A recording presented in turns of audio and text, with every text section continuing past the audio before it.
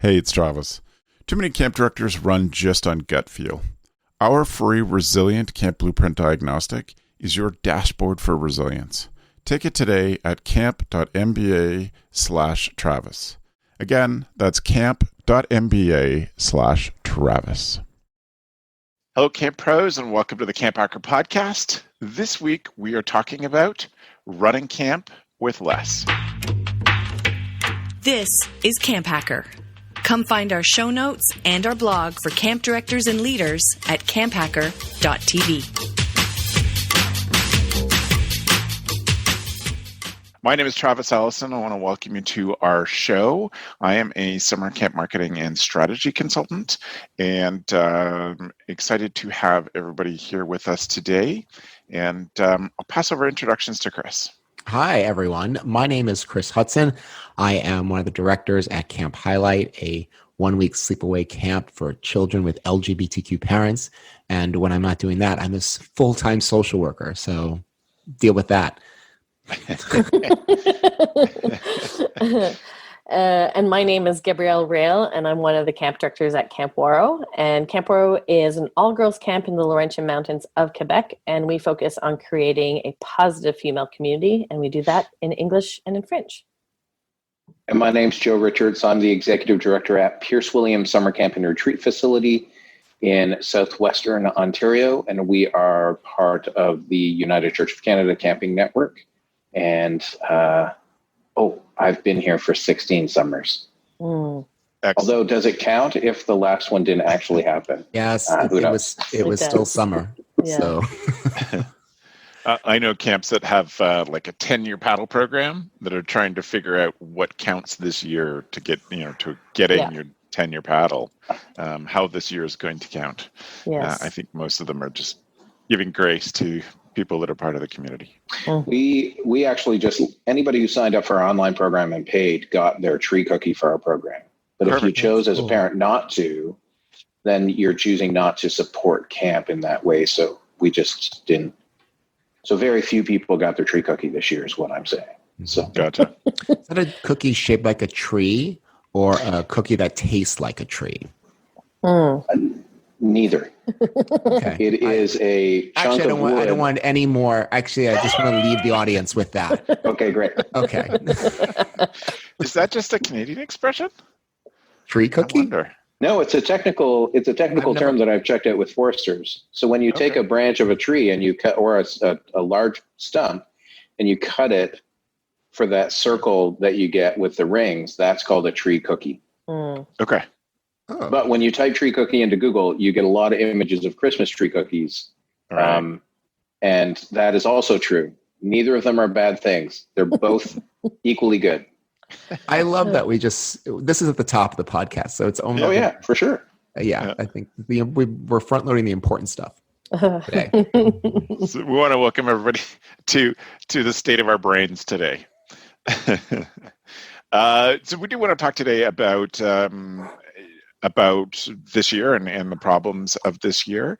I know for lots of camps, the idea of doing more with less after many years of doing a lot with very little is extremely challenging, and even adds yet another level of stress to try to provide excellent programming and life-changing experiences for kids. So we thought we would spend some time and talk about it today, a bit of mindset, a bit of tips and tricks and other ideas, and hopefully give you some energy around that and things that you can accomplish when budgets are going to be tight, etc.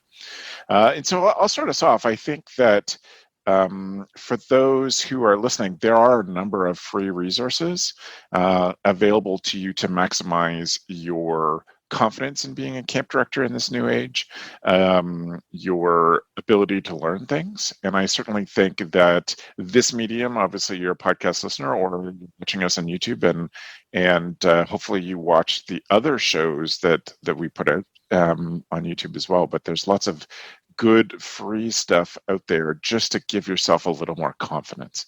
I think that's going to be one of the real struggles of this year is how do we get into next spring feeling, with everything's changed so much, how do we feel any confidence in the job we do? And so I would say there are lots of cool, inexpensive options for your own education.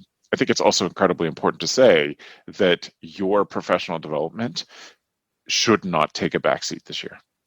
I think a lot of camp people are inclined to put their kids first, their staff first, and all with very good reason. But I think your camp needs you to invest in you this year. So I think that it's worth looking around. So I want to talk about that today, think about some other stuff, or share some ideas of things that can help you feel better about running camp in 2021 with lots of challenges.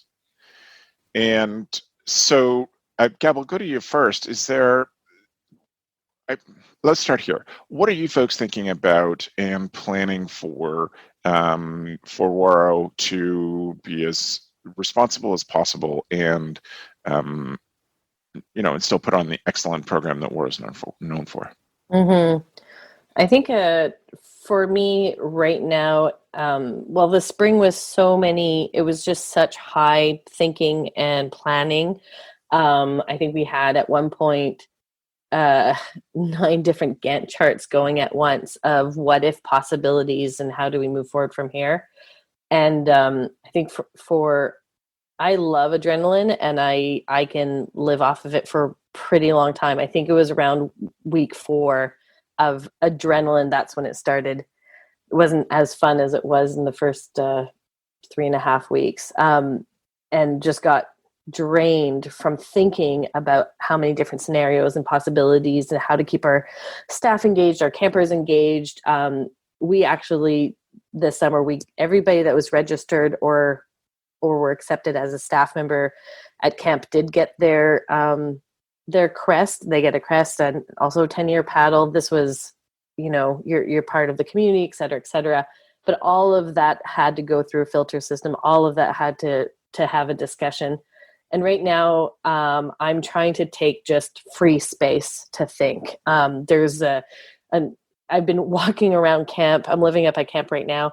And I've been walking around camp and finding like wood stumps and being like, what can I turn this into? And just meditating on, just letting my brain go while I'm painting something random that has no consequence. And just trying to let my head do some deeper thinking and calm thinking. It was in such a high emergency state throughout the spring and throughout the summer that right now, even though we're starting staff hiring soon, camper registration is going to go out, et cetera, et cetera. I'm really finding it's important that I take a couple of hours a day to just think and process and just let the chips kind of fall where they need to fall and just evaluate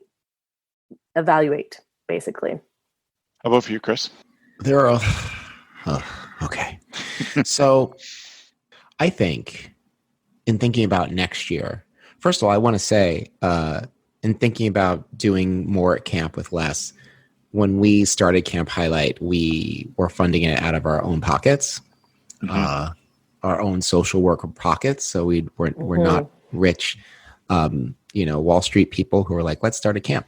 Right. And so we had to think about doing everything with less. And now I have been a camp counselor for a really long time at a really rustic camp in Pennsylvania, which didn't have a giant budget. So we made a lot of our own stuff. And I just got into the habit of, piecing anything together, bringing stuff to camp. Like, you finish a thing of Pringles, bring the canister with you. Who knows what that could be? You throw something in. It could be a rain stick. It could be an impromptu football. And the kids at some point, once it gets going, they don't care anymore.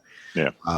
And so when we started Camp Highlight, it was a lot of that kind of thinking. It was a lot of like, texting the staff and being like, oh, it's 2 days after Easter. Plastic Easter eggs are 66% off. Like, who can come up with an activity that can use this sort of thing? Yeah. Going through the garbage, getting toilet paper rolls, like all that stuff. I'm happy to say that after 10 years, we actually have a budget for these things now, but the thinking is still there, and I'm thankful for it. I wouldn't say that we're cheap. I would say that we are very thoughtful about where we spend our money. And if we really do need to spend the money on that. So that said, the other part that I heard Gab talking about, and it was also part of your question as far as like, I guess the question's about bandwidth, because you were talking about investing ourselves and I have found it, I'm going to be really honest, it's very difficult to think about next year amidst everything that's going on, amidst the high anxiety of the spring and the summer. Like, I feel like I still need time to shake down from that. Meanwhile, at the time that we're recording this, it's the start of our planning season for camp next summer. And the question marks are everywhere. The first one being, will we be able to do this at all? And once you start there, it kind of deflates your balloon for all the other things that we should be focusing on right now, like staff recruitment and engagement with parents to get them to send their kids back. I wish I had an answer or suggestion for people listening, but I think it's just go to your favorite spa. That's what I'm going to do if it's open. I think I just really need to clear my head and get back into the groove, which always takes me a long time after camp is over and I come home. I cannot talk to or see anyone involved with the camp for like a full 10 days. Don't text me, don't call me. So technically, I guess I'm still in that period. It's just lasting a little longer. Right. Yep. That's where I'm at. Joe? I think there's so many ideas to unpack. Programming is a whole different conversation because I grew up at a camp that had very little, if anything, and relied on imagination. And I think that has made me a stronger, more resilient camp person overall. And I think that right now when I think of the doing more with less, and let's say we're planning for next summer already, you should plan for next summer. Do the easy tasks first. What are your dates? Do you need to increase your, right? You need to get dates ready, website ready. You need to get your staff recruitment ready. You need to add some paragraphs in there to say, if camp doesn't happen, this is what we'll do. And also, I'm just reading a book on the 10 laws of simplicity. And I only got through the first 3 because I made it simple. The one of them is this idea that I don't want our staff, my office staff, if they're still here, or me, to have to call every parent to find out what they're going to do with their deposit next year if camp doesn't happen again. And so we're just making it a checkbox on the registration form this year. In these times of uncertainty, if camp doesn't happen, will you turn that into a donation, or will you carry it forward as a credit? Take all of that. We know that's a what if, but why not just say, hey, if this happens again, because it happened last year, you make the choice now. The same way on programming, the way we do programming at Pierce, we moved to choice-based programming maybe 5-6 years ago. And I was like, well, why don't we ask the parents and the kids what they love when they register for camp so that our staff can make those programs up? And I was like, oh, that's easy because it's just data. Doing more with less, right? Like investing in your own education right now, or even in thinking about camp, because it is still, and I've said this on our podcast in the spring, there is still a giant pile of I don't know sitting over in the corner of my office. I don't know. I don't know if we're going to be allowed. I don't know what it looks like if we are allowed. Am I going to put 8 kids in a cabin? Am I going to put 4 kids in a cabin? Am I going to have,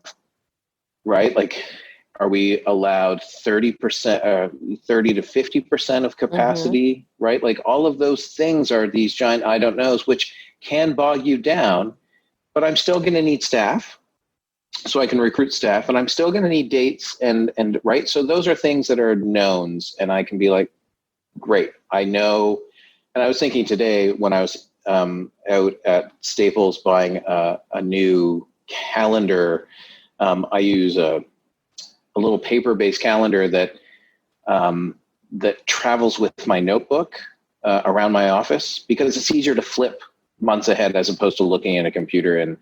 And one of the things I was like, you know what else we could do right now? I could plan the dates for the summer of 2022 and 2023 and 2024. I know I can because I know how I plan them. I go from our August holiday weekend, our civic holiday weekend, and I go back and forth, front and back. That's a Canadian holiday, civic holiday.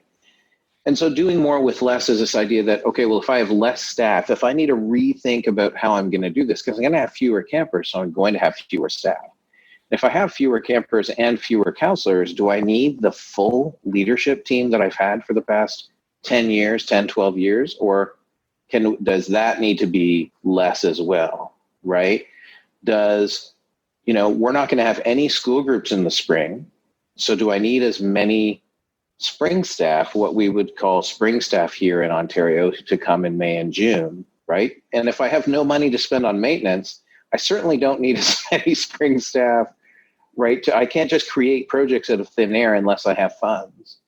And so it's this idea that our maintenance team really bought into, and by team, I mean 2 people, bought into the idea of, and our whole staff here bought into the idea that the theme of 2020 was do what you can with what you have, right? You look around the facility, this needs to be repaired. We have the wood to do that. Let's go and repair that. Oh, look, here's lights that Joe bought 2 years ago that nobody ever put up. Let's go and put those up, right? So doing what you can with what you have. Because what's also going to happen to us this year in our planning is that we know we're not going to have the money from registration to spend on things because it's prudent financially to put that money into an account and not spend it. Because if I have to pay it back, right, I don't want to be in the same situation I was this year where I had that money, I'd spent that money on salaries and on supplies and on maintenance, which means you're in a hole, right? You're starting in a hole. So any credits we gave this summer is already a hole. Yep. And then because I might accrue $40,000 in deposits for us as a small camp, that's $40,000 I would have spent in January, February, March, right, and April, and now I'm not going to have it, right? So it's really and education is another big thing. Travis said early, now's the time to invest in yourself, and I agree. But once again, where's that money? In my mind, I'm like, where's that money coming from, right? Like if I've asked all my staff to take a 25% pay cut to work here because that's what the Canadian government is giving, can I really say, oh yeah, in my education budget, I'm going to just use it, right? Like I'm like, oh, we'll see. But yeah, I like Joe. I want to pick up on a thing you said and turn to Chris and Gab with this. The idea of looking at this past year in learning from the communication mistakes or the setup mistakes and trying to account for them now. So how do you create it in your forms? Like if we have to cancel, I love that. What would be the sort of things for Chris or Gab, whoever wants to take it, what would be the sort of things that you'd start to look at or that you would return to, lessons from this year that you want to make sure that those lessons are well applied for 2021? I love how you're both giving that thinking face. We're both, the thinking emoji. Mm-hmm. Yeah. I don't know if this answers your question, but I've learned a lot from this. I mean, what we've all learned is that we're even better under pressure than we thought. Right. And I want to say that to anyone who's listening who is a camp director who feels like they didn't do a good job. You did do a good job. Like if your camp still exists, if your children are safe and happy, whatever you did, whether it was digital, whether you mailed something out, like it worked, and we're here and we're going to do it again. Everyone deserves a bit of grace. Okay. That said, to answer the question, things from this year that will be well applied next year, the digital space for our camp, like that entire landscape has been opened up to us. And awesome. It's something that we never considered before, as far as using technology to do a lot of our work. I mean, obviously spreadsheets and stuff, like that's fine, but we have been struggling to find a way to do our camp training. Our camp training happens well before camp begins, because the way that our host site works is that when we show up, camp has to start the very next morning. So our staff is on site. There's no time for training. We got to go. So we've been struggling with how are we doing it. We're asking people to travel twice in the summer. And now it's almost like a no-brainer. Well, of course we'll do it online.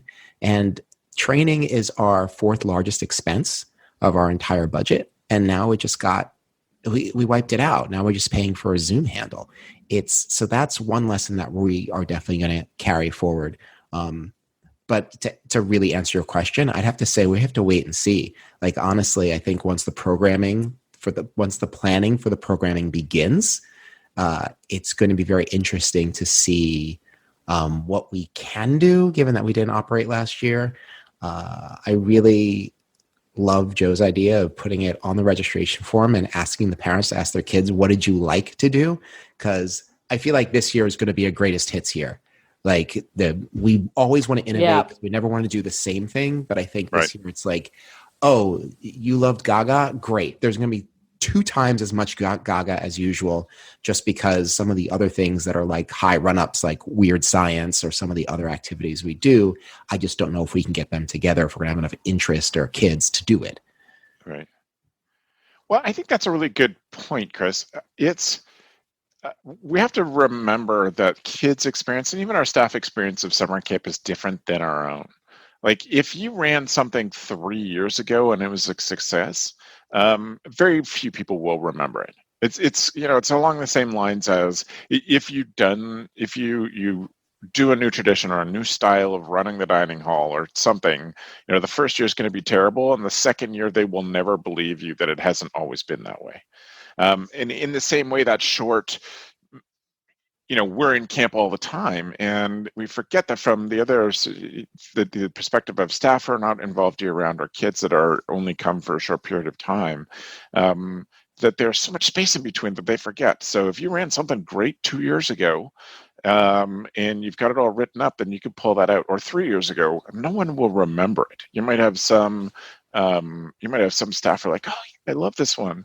But you've got lots of stuff like that you can pull. I think a 3-year cycle on evening programs and special events, the stuff is more than enough. You don't have to have have to give the mission to the person who looks after your big camp-wide programs. That you got to come up with something, a miracle thing off the top of your head to be good at this job. I think we can go back to them and say. I think there's a point you brought up, Travis.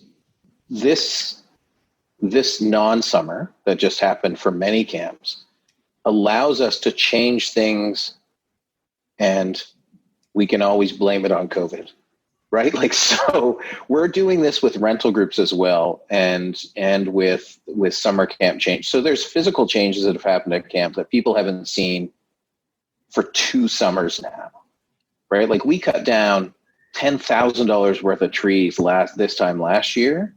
Mm-hmm. And very few, if any, of our staff or camper families have seen them, right? Mm-hmm. Because they haven't been here, right? We built something that we call the wall up at camp that is really just hiding ugly maintenance area. And we put colored numbers up so our program staff this year could use it, and then no program happened. But like, we can talk, they'll come and they'll think that's brand new. And us, the people who've been here for a year, will think, that's not new. Like, that's been there for like a year and a half. But all of these changes, I think, allow us to, COVID allows us to make changes that we either were necessary or will make camp better. Because oftentimes people are afraid of change. And people are afraid of changing the smallest thing, or we've always done it that way. So one of the big changes we've made for our retreat groups is we're no longer taking small groups, right? Instead of 25, our minimum number is now moving up to 50, and you have to book for 2 nights. You can't just do a single night. And with the goal that we're making $3,000 a weekend minimum, just to turn the lights on. And I've done the math on it, and we'll lose a variety of small groups, but every group we book replaces 3 smaller groups. And so it's less work for the same. And so with camper parents, and camp, what are the changes we can make that might be a less for us, but we don't need to say to them we're doing it with less. Right? So a cabin, one of our cabins that would have held 32 campers in 4 rooms, so 4 rooms of 8, now might only be able to hold 16. But what does that look like, and how do we do it, and how do we convince parents that that's okay? Doing less, all of these changes, right? COVID is, and the pandemic are a way to implement changes or to rethink about the way we do things so that it's not always the same. And finances play a big role into this, because what this pandemic has opened up to many camps is that we're either spending our money at the wrong time of year, or we're spending on too many full-time staff, or right where we don't have the money dedicated to where it needs to be. And so all of these changes are open for discussion with COVID on the table and the pandemic still going forward.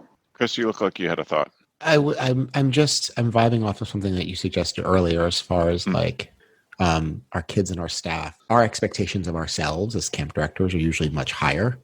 Yeah. I'm always thinking, how can I make this as exciting as Disney World? Right. So I want Disney World to be like here, and we're ranked really close behind it. Yeah. That is impossible, Right. But that's where I start. Meanwhile, I was recalling a time when I was like a new counselor. I was still a teenager, and my group was bothering me. So I borrowed like an old joke from the cartoon Daria. And I said, all right, kids, we're going to play Death Mushroom. The first person to move or drop a spore loses. It didn't make sense. I just said it. They played that game for an hour. Right. It didn't require any equipment. All they were doing was standing there pretending to be mushrooms and living their entire lives through that game, and, in my mind, I would be like, oh, how do I, simultaneously spin plates and do a hula hoop while singing to entertain them? And that's really all it took.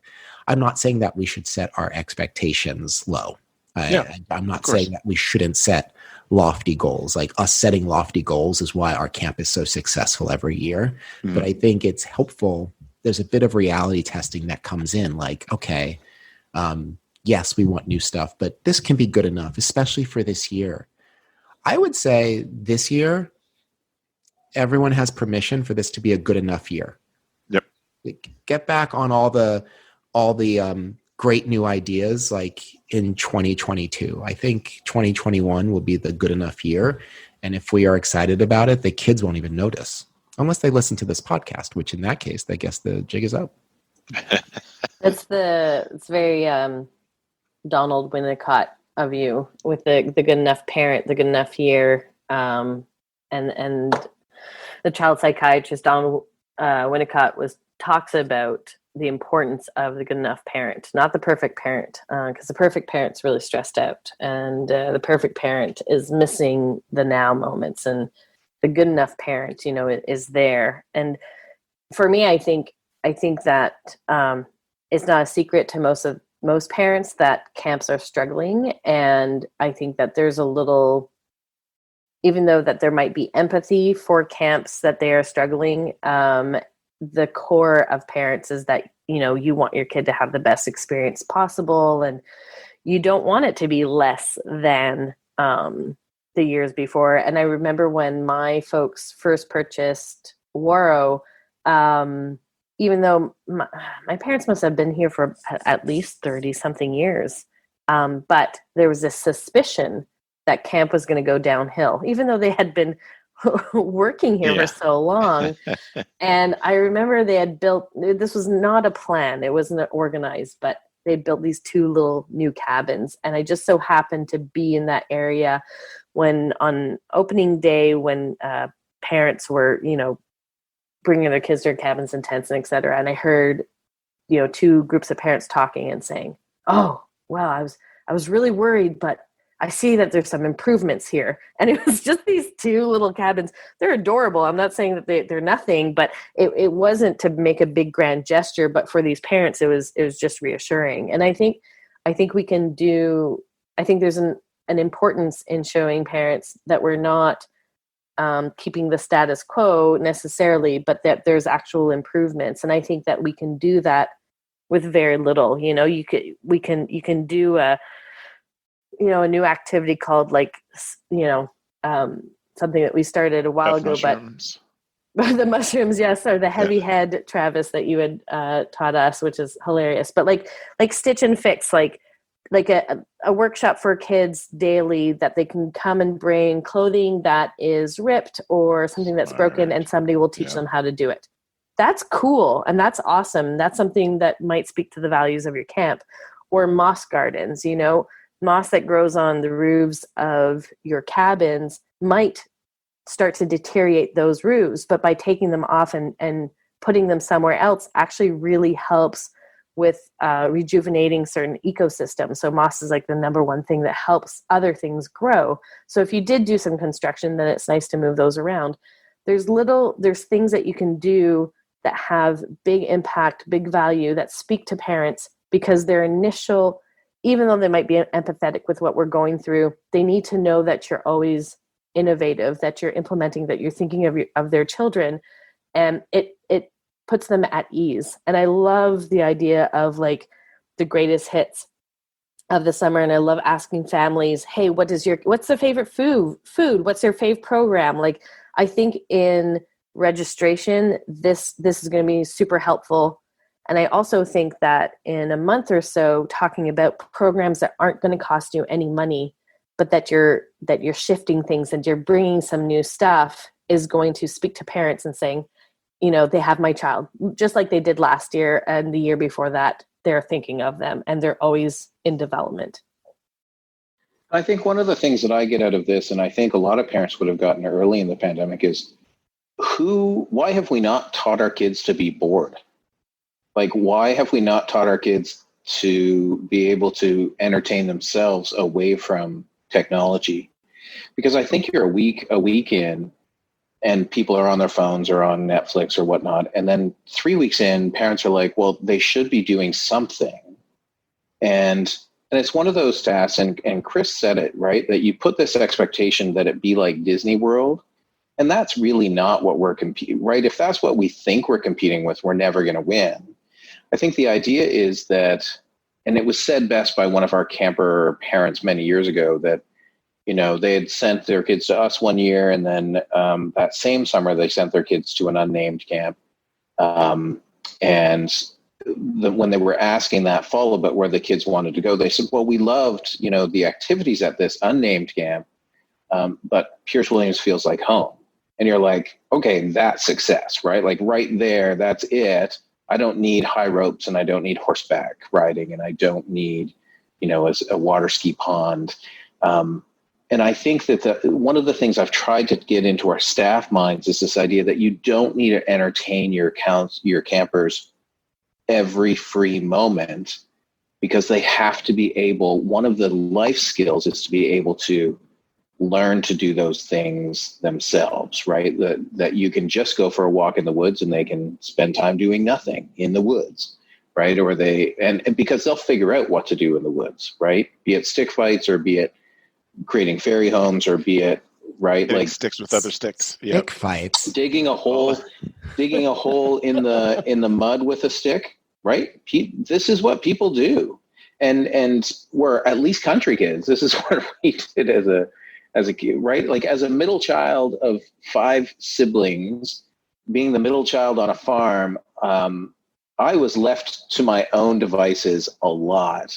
And it just, and I've often in the past 10 years, I've tried to think about how can we help our campers get an internal monologue of creativity and imagination going that doesn't involve seeing it. Meaning, right, like remember, we as adults now can remember the first time we saw a movie, but I can also remember the first time I read a book, right? So one of the examples I use when I talk about creativity and imagination is, right, you read a book like Lord of the Rings when you're a kid, or The Hobbit, which I did. I read The Hobbit by my grade 5 teacher out loud to the class. And in my mind was just this picture of what a hobbit looked like, and what a wizard looked like, and what a dragon looked like. Because there were no images. It was just her reading it aloud. And in my past couple of weeks of surgery recovery, I've sat and watched Lord of the Rings and The Hobbit, and I'm fairly happy that that's what Peter Jackson made it look like. But it's this idea that kids now lots of kids lack the imagination to know. And I think that at camp, there's a skill to teach counselors to not always try to entertain. And it's hard because, as we know, as experienced camp people, for a millennia or for the past 100 years, one of the things we've been taught as camp people, as counselors, is you have to make sure that your campers are engaged 100% of the time. Well, I'm so glad you said that, Joe, because I was just about to challenge you, because it's not so much that we have to talk to our kids, train them to be bored or whatever. It's really a conversation with our staff, because it's a mixed message, and we do it every year. It's a mixed message where we say, okay, listen, we're hiring you to be a best friend. We're hiring you to be a nurse. We're hiring you to be a clown. We're hiring you to do all those things. You have to be entertaining. And at the same time, during village time, just kind of let the kids do what they're going to do. That's a mixed message. And it's really difficult to construct a conversation or training, which we can definitely, as we are in this conversation, highlight the importance of it. But practically, how do you get a bunch of people who are interested in making magic with groups of children and say, you don't have to work that hard or make that much magic. The kids will do it on their own. I'm with you 100%, but 25 years into working at camp, I'm still struggling with that balance. I think that if somebody can come up with what that training looks like and how to teach it, I think it's a gold, right? Because I think we all get off mic right now and make some money. I think parents already see the benefit of camp when their kids come home, and whether you're doing it with more or with less, right? As someone who grew up working in United Church camps with nothing, and then went to private camps, and the challenge I always felt at private camps where you had a ton of program is that they relied on the program as opposed to relied on the imagination. And I wish I had an answer, Chris. I don't know specifically, because it is a mixed message. But I know in moving to choice-based programming, where kids pick where they want to go, it's easier because the kids are engaged in that choice, right? They're like, oh, well, I want to be at tea under a tree, right? I want to sit and drink tea and learn about tea. And you're like, this is the weirdest session, because in 1989, there's no way this session would have gone. But right, village time. I like that phrase. That's good, because it reminds me, many years ago, Gab and Travis might remember, there's a camp program called the Game of Village, which I am still fascinated with to this day, where the kids come and there's zero programming. They make their own villager, they build their own buildings, and then they interact with the other villagers. And I'm like, that so appeals to me. And they're miniature, almost. In my mind, I picture them as slightly smaller Hobbit-sized villagers. We'll put a link in the notes to the Game of Village, because it's still going. It's still happening somewhere. I'll figure it out. Yeah. But this idea that we rely too much on keeping the kids entertained as opposed to teaching them how to entertain them, how to be bored and come up with those things themselves. And that you can do a lot with less if that's what you do. And I think that actually this year, more than other years, we might want to reconsider our programming and look at creating a little less of a compact programming, so that not just for our campers, but for our staff members, mindfulness is coming into play. And I think there's, at the end of the day, what it really comes down to is intentionality and saying, what is our mission and what is our goal during this time, and what are we trying to do? And sometimes it's not necessarily about providing 2.5 hours of free time and let's see what happens.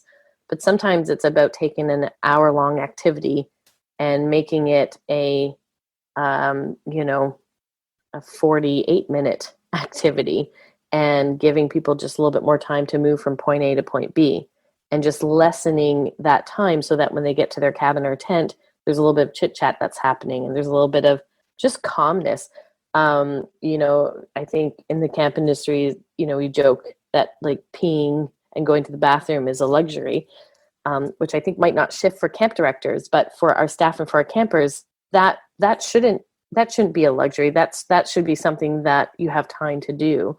And just shifting a little bit your schedule so that you have breathing time and so that you have reflection time and adjustment time and transition time can help lend to creativity, can help lend to decrease stress. And if you're feeling stressed right now, maybe think about camp and use that stress as sort of a conductor for what would you like camp to look like? What would be very, very nice? And I know we adjusted our schedule 2 years ago to be a little bit less compact because certain things were starting to be added into our schedule, such as, writing home for the kids. They would write home, once or twice a week all together. But that ate into their rest hour. And we added in more showers, but that ate into some other free time. And so we adjusted. We took some things out of our program that we had around since the beginning over 100 years ago. We took out so that we could just let everybody breathe. It made such a difference. And we still, of course, had that free time was always put in place, and we have it, but just loosening up the schedule. And I think we're going to be inheriting a lot of stressed individuals and stressed out staff and campers. And I think planning ahead to create that elasticity will be helpful. What you said, Gabz, with intention, and I think that this goes back to Gary Forrester, who was a YMCA consultant, probably still is. But the idea that less with more makes me, if you just we have some old porches we're taking out, and we're not throwing the wood away, we're just going to make 10 by 10 platforms. If you just put a 10 by 10 platform in the middle of a field, somebody's going to come, and what staff are going to ask right now, or campers, well, what's that for? And the reality is it's not for anything. However you're going to use it is, what's the wall for? The wall is to hide ugliness when you drive into camp. What you use the wall for is totally your choice. And if I put a 10 by 10 platform, and Gary Forrester always talked about this idea that if you just have gathering spaces, right? Like just places where people can gather. So if it's where they can lounge and suntan, or if it's where kids do impromptu, right? All of those things, but then creating time, as Gab said, in the schedule to allow those things to happen.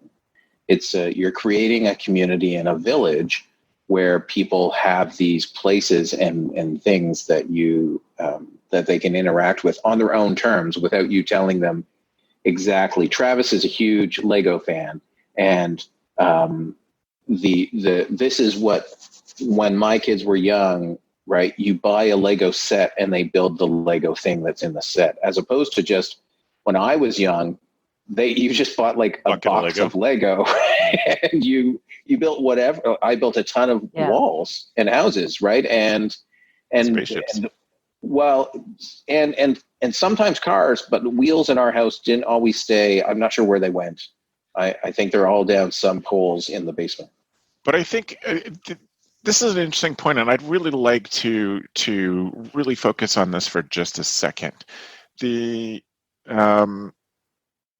It's a huge opportunity for camps to offer families the gifts of letting kids use their imagination, of letting kids try different things and experiment and just play imaginary games that we have for lots of different reasons, thought out and not thought out. A lot of camps have thrown money at the problem of what kids can be doing. But my best memories of childhood, Joe talked about some of his, some of my best memories of childhood, certainly my strongest memories of going to camp are just playing together with my cabin mates. There was a lot of freedom when I started camp in the late 70s, early 80s, a lot of freedom for kids, come back here in an hour kind of thing. And And I remember doing things like what we would now call LARPing. I remember doing that when I was 11-year-old, and we had a counselor who also loved nerdy books and let us sort of invent games together. And he's like, I'm just going to take us off of the schedule of going to all these different program areas, and we're just going to play for an afternoon. And that I remember it perfectly clearly. That afternoon spent just playing in the woods, which is kind of along the lines of hitting sticks with sticks, but it was it's a thing we can offer to families that their kids may not be getting in lots of other places. Chris, I love that. But I'm going to be the wet blanket. Are you ready? Excellent. I'm ready. Very ready. Are you ready? Yes. I'm going to say this. I know there are some camps that sell that, right? Bring your kids to the woods. We're going to dunk them in water. They're going to be wet the whole time. They're going to throw paint at them. They're going to love it. You're going to love it. I do think that for certain parents, that's a hard sell, because I think what a lot of parents at least believe they're paying for is Fair activities. Yep. And so it's hard to say, come to our camp and your kid can explore. And I know there are definitely camps that, like Camp Stomping Ground comes to mind. That's very much their sort of thing. Like, we're going to give your kid a stick and throw them in the woods, and they're going to be like the Lost Boys, and they're going to have a fantastic time. And they do. And I think that's great. I don't know if that's for every camp, and maybe this is a failure of my marketing imagination. I think it's difficult to say, come to this camp. We've taken activities off the schedule to let your kids sort of like low simmer and work on their imagination. And I'm going to bring it up again. It's a hard sell for the staff to really train them on how to do that. And I'm with you, Travis. Like, it's uncomfortable. As a young counselor, I remember my kids saying to me, because they got them in the habit of doing it, they'd be like, Chris, can we go bushwhacking? And what bushwhacking was is that whatever, I would walk the group like we were going to whatever activity, and then we would disappear into the woods and just sort of get lost and try to get back to camp before we're missed.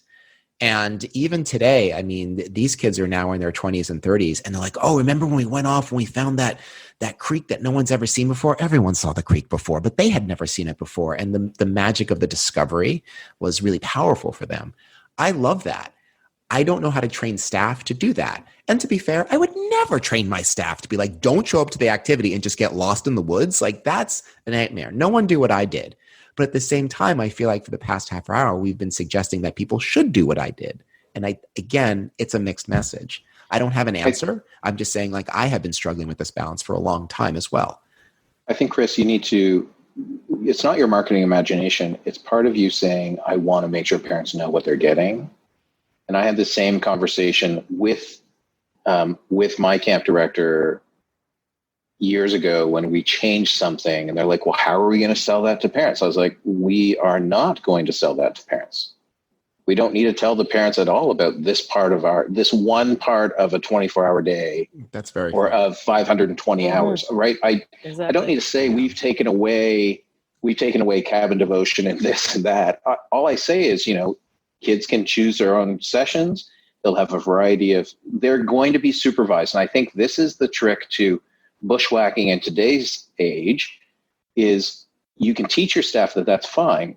And the staff can make it feel like to the kids, like they're just making this really random choice, as long as you as a camp director know beforehand, right? Like if a counselor, and we talk about this in staff training, right? If you as a counselor want to take your kids and wander over to the National Historic Site that's across the road from us, and you want your kids to think it's you running away as a cabin group without us knowing, I'm totally down with that. But I need to know, exactly. Right? Like, just let us know.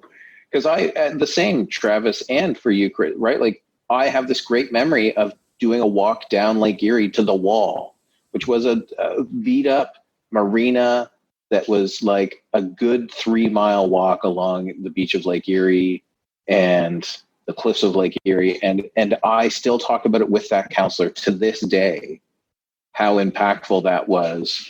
And my camp director from then, this would be the late 70s, really early 80s, he still brings it up because he was pissed that we didn't get back in time, because 3 miles is a long way for little kids to walk, especially, yeah. So, but he knew where we were. That's the thing, right? Like, as long as it's teaching these staff that you can make it look random as long as I know. You can hit me with a water balloon. Just warn me beforehand. That's all.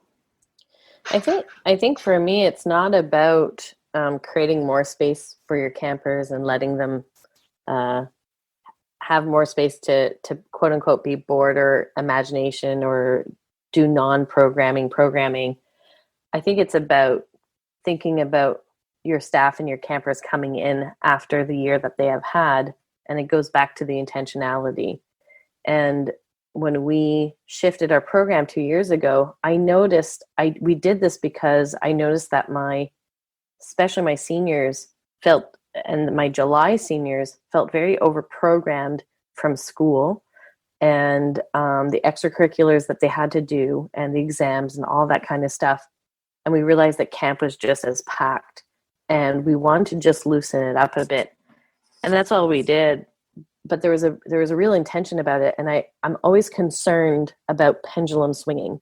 And when you have an idea in your head where we think, okay, you know what, everybody's going to be stressed, so let's give them a whole bunch of free time. Well, that's not going to solve anything. But what are some small actions, some small shifts that you can do that are going to just allow for shoulders to go down a little bit? And I love the idea of like tea under a tree as a program. And what does that mean? Maybe for some camps, it's quite organized. Maybe it's really about what our topic is going to be, and all the campers know that we're going to have a conversation, and that there's going to be a little learning process at the beginning, and then there's going to be group discussion, and I think pair share, et cetera, et cetera. Perhaps it's really, really formalized. And for maybe other organizations, it's going to be just really literally underneath a tree where you have tea and there's a staff member there and people can talk about whatever. But I think, again, it has to come back to your values, what you're comfortable with, and what you feel you're capable of teaching your staff. And it takes a staff member a really long time, or at least a community of staff members, it takes a long time for them to do quote unquote unprogrammed programming. That does take time to train. It's possible, but you do have to do baby steps and plant that seed, and not necessarily just go rogue within your camp.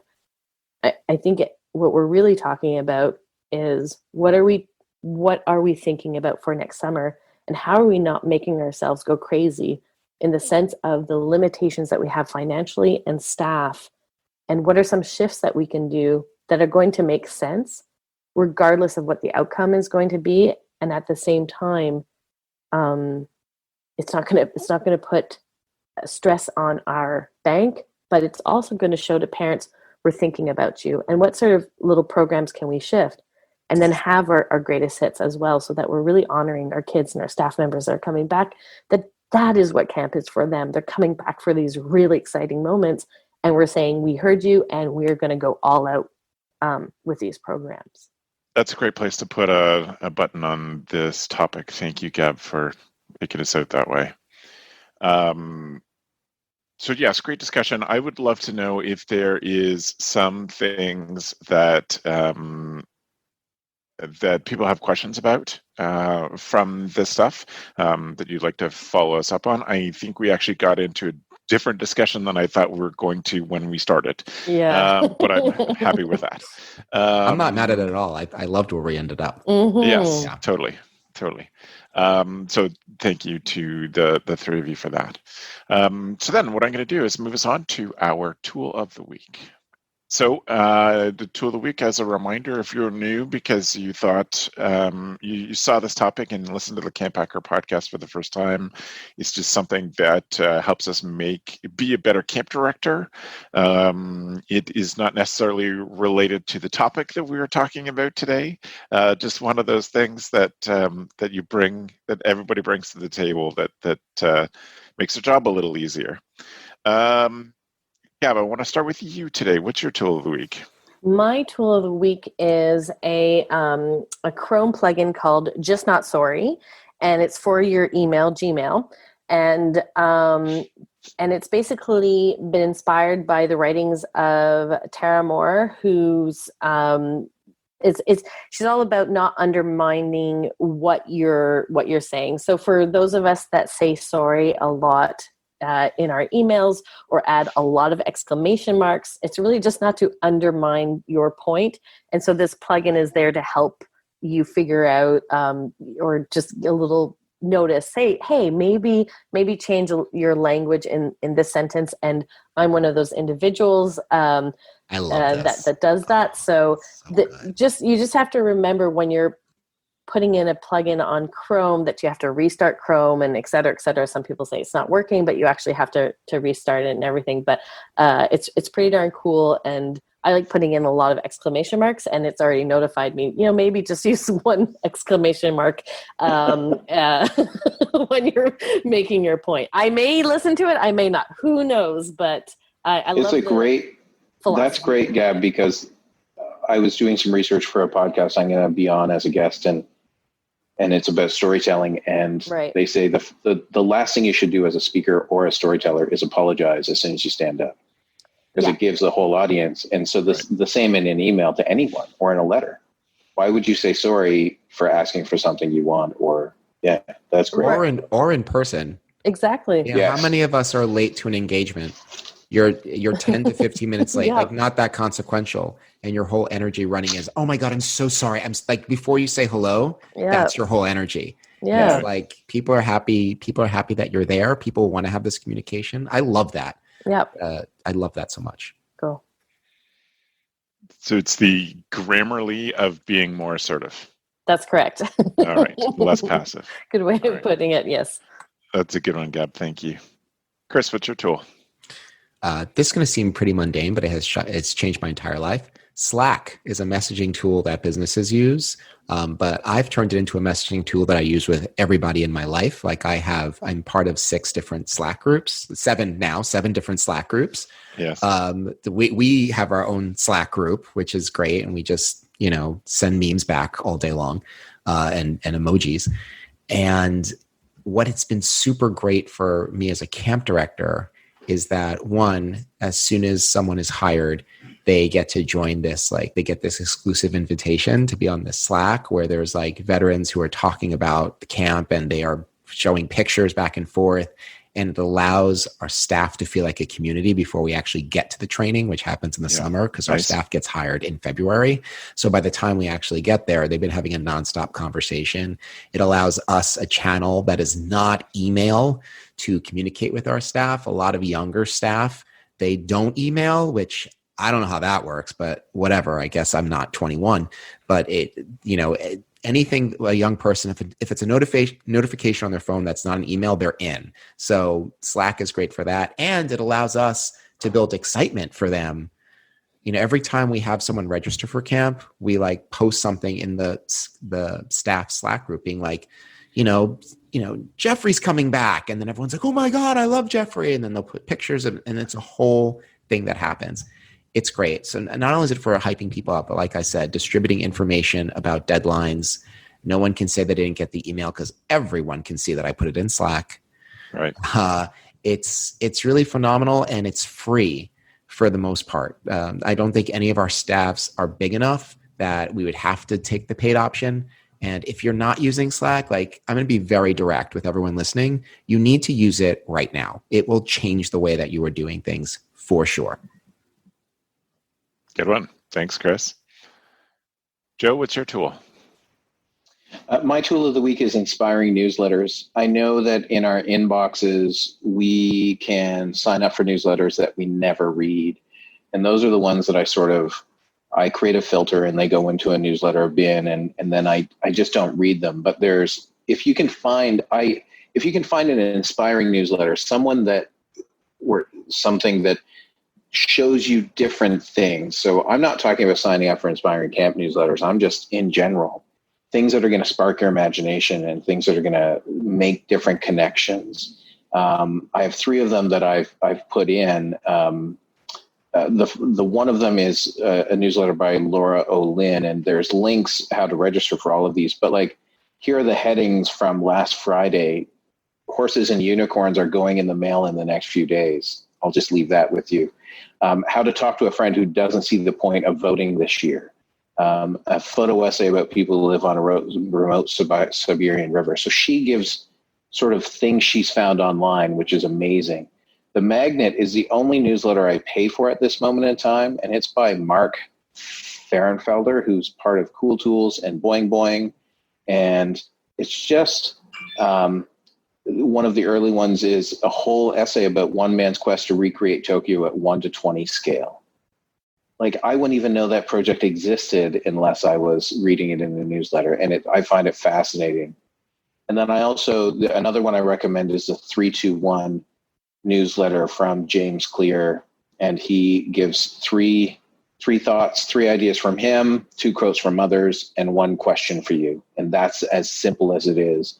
And right in this one I'm looking at, it's his 3rd thing for him that week is "You're probably right" has become one of my favorite phrases. Whenever someone disagrees with you on a small matter, read most things, you can shrug and say, "You're probably right," and move on. Not caring about winning trivial arguments saves so much time and energy. And it's finding, I have a variety of newsletters that are siphoned into a folder or a label on my Gmail, and I just don't find the time to read them. It's finding ones that inspire you to do better work. And those 3 are a good place to start if that's your thing. And it's helped me realize that I often think when I'm online that everybody's seeing what I'm seeing. And I think that's the way that most of the world works, is we think other people know all of the things we know because we know them. So why don't other people know them?